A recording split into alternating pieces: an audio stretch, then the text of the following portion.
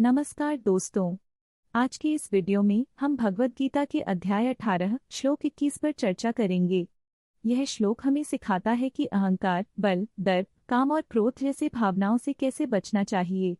यदि आपको हमारा कंटेंट पसंद आए तो कृपया लाइक करें और हमारे चैनल को सब्सक्राइब करें। चलिए इस श्लोक की गहराई में उतरते हैं और सीखते हैं कि यह हमारी जिंदगी में कैसे लागू हो सकता है।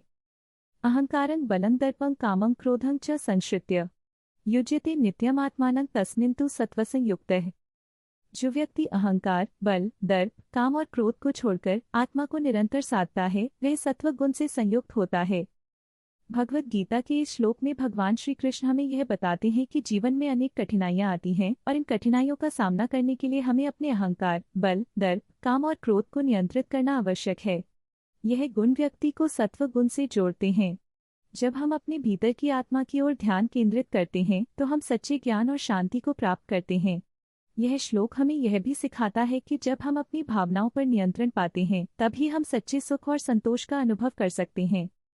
एक बार की बात है, एक छोटे से गांव में एक युवक रामू अपने परिश्रम और साहस के लिए जाना जाता था, लेकिन उसके अहंकार ने उसे कई बार परेशानी में डाल दिया।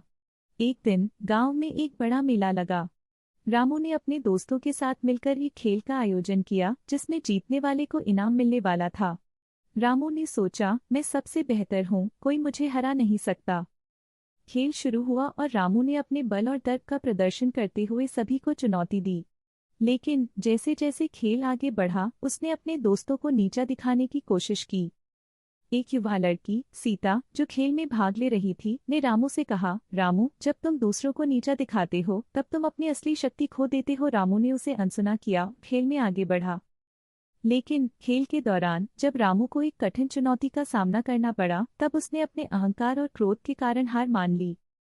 सीता ने उसे समझाया, देखो रामू, जब तुमने अपने भीतर की शांति को खो दिया तब तुम हार गए। अगर तुम अहंकार और क्रोध को छोड़कर खेलते तो तुम निश्चित ही जीतते।